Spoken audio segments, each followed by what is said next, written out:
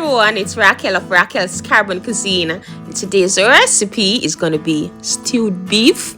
Yes, Jamaican style brown stewed beef. This is full of flavor, it's tender, it's really absolutely delicious.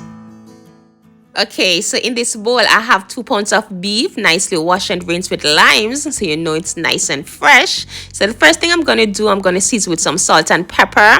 Then in with my go-to, this amazing chief jerk seasoning. Yes, it have that hint of spice with all the Jamaican authentic flavors. Really flavorful. Now in with some steak seasoning rub, and remember, it doesn't have to be the same thing that I use. You're just going to use what you have and you're going to season your beef nicely.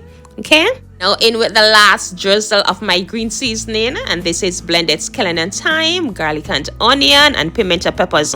Now in with some browning, and this is caramelized sugar, and this gives the beef that deep, rich, vibrant brown color.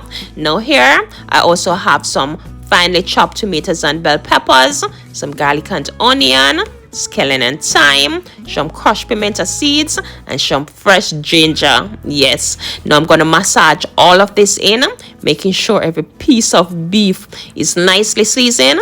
Then I'm going to allow this to sit and marinate for at least 1 hour, so all the lovely herbs and spices will be able to soak within.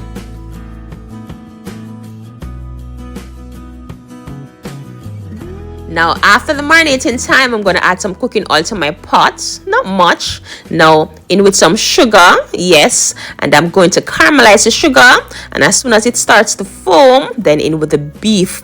And this is another technique, is in acquiring that deep, rich, beautiful brown color. But if you have already added browning to your beef, then this step could definitely be skipped.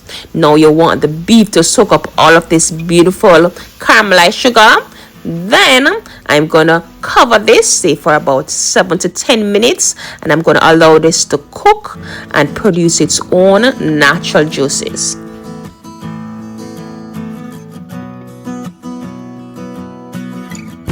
About 8 minutes in, as you can see, the beef have produced quite a bit of juice. Now here is where you're going to allow this to cook in its own juice until you hear that sizzle. Yes, the beef is going to soak up, lock in, and seal in all the flavors, while at the same time render down whatever fat is present. And this is how you acquire a flavorful stew.